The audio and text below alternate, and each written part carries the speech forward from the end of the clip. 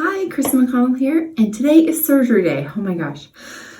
I am totally nervous, but I know everything is going to be just fine. It's going to be amazing. I'm going to try and do a little filming while I'm in the hospital, but we'll see. No promises there. I will definitely give you an update once I get home if I can't do anything in the hospital. But I'm getting ready to take a shower and get ready to go. So it's a couple hours. I need to leave here. It's like 5 a.m. right now, and we don't have to be there till 8:30. So I'm just getting ready now because I'm nervous. But everything's going to be just great. And I will check in with you in a little bit.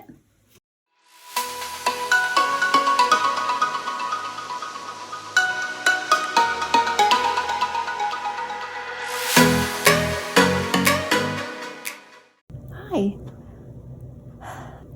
Today is day 3 in the hospital. I had 2 nights. Yesterday was pretty rough, and the night before was pretty rough. I couldn't hardly sleep, so much pain and nausea. I just was not feeling good in the night and all yesterday, but I slept really good last night, and I'm feeling pretty good this morning. Sore, but I think we got our medicine figured out, and I'm hoping to get to go to home today, so that'd be awesome. I am currently 3 weeks post-op of my Venous Thoracic Outlet Syndrome surgery. And if you don't know what that is, I have a couple videos that I've done with so far with my journey. I will post those up here and a link in the bio. It's been a lot harder than I thought it was, but I've definitely made a lot of improvements since coming home from the hospital. I went from having to get help off the couch, and I'm definitely more independent now, which is great. This recovery has been so much more challenging than I thought it was going to be, but I'm feeling so much better than I have since surgery. This surgery has been so much more challenging than I really thought it was going to be. I mean, I knew it was going to be hard, but wow. Especially the first week home was super challenging. And even in the hospital, that was so rough. As you saw in my clip before, I kind of just touched on it just a little bit, but like I couldn't hardly sleep at all that first night. I was so sick the next day, couldn't eat until like later in the evening, and I think that was adding to being nauseous and stuff, because I had been, fasting since Sunday at like, I think I stopped eating like 6 or 7. And then my surgery, I was supposed to be there at 8:30, which we did. We got there a little earlier, and my surgeon's surgery before mine went a lot longer, and so I didn't end up going into the operating room till like 3:45. So we were like just sitting in the pre-op room pretty much all day, just kind of waiting.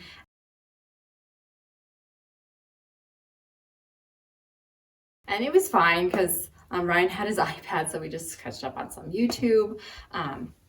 But yeah, his surgery went way longer, and I would rather him take his time on the other surgery than rush through just to get to mine. So, and then, it was funny. It was like, I was worried about him because I knew he was in surgery for so long. I think the surgery was probably started at 7:45. If that's, because that's the original time that I was going to have my surgery. But so I was thinking he was in there until, it was probably like 2. They said he was getting out of surgery. And I was like, oh my gosh, he needs to eat. He needs to rest.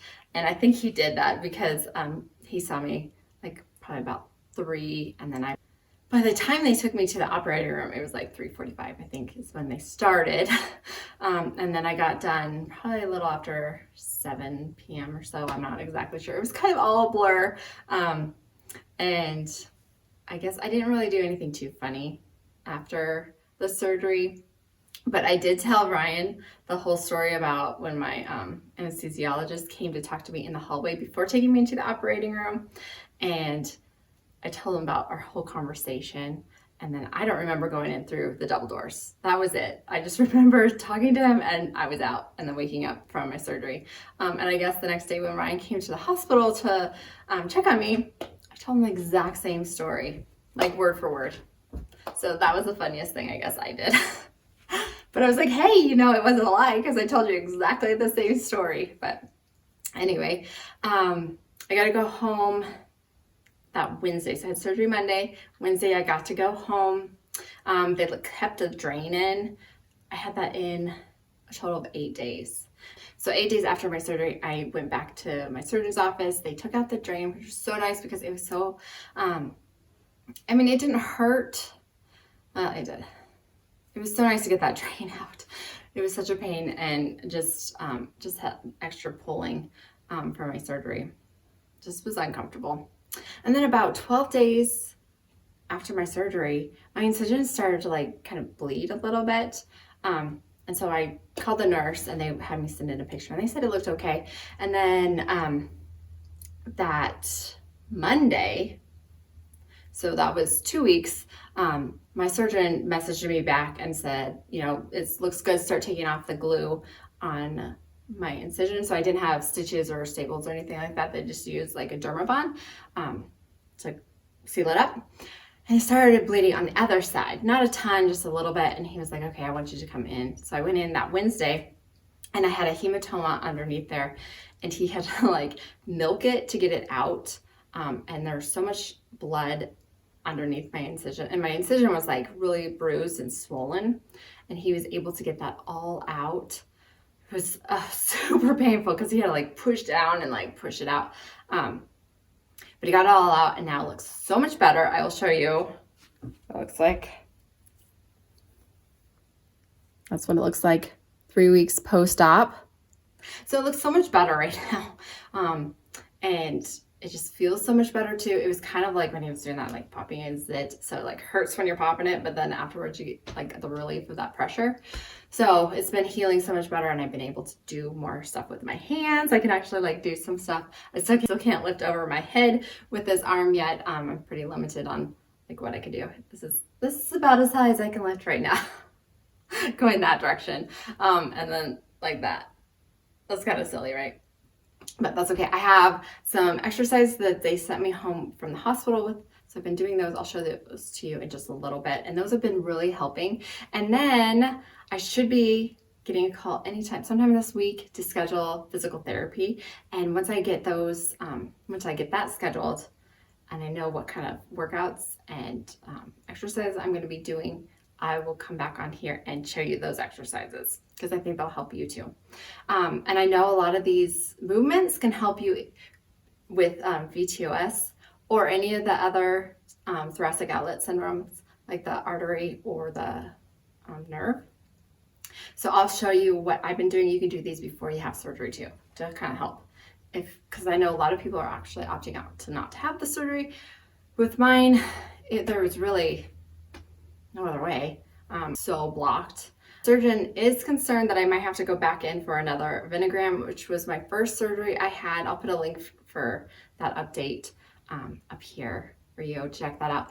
Basically, he went in through my arm and to see my vein. And during my surgery, after he had removed my rib, he went in with a venogram in here, and he also went in with like a balloon thing. And so he had to balloon my vein because it was so compressed that he needed to like, you know, kind of blow it up like a balloon, I guess. And then there was also, he said, a band around it, and then just a lot of scar tissue. So he cleaned that all up, but it was pretty resistant during the surgery. So he's worried that I might have to go back in and get another venogram, another balloon. So we'll see. I go and see him in 2 months, so not till December. So hopefully with the physical therapy and the occupational therapy stuff that I've been doing, hopefully I won't have to do that. Thank you so much for following along with my journey with vTOS. And if you have any questions, let me know in the comments. If you're going through this, I'd love to know your journey with this as well. Leave that in the comments, and don't forget to subscribe, comment, and like. I will have another video with another update with exercises and an update from when I go see my surgeon. And I will see you later. Bye. All right. I am now 3 weeks post-op, and I am feeling... Oh, Callie.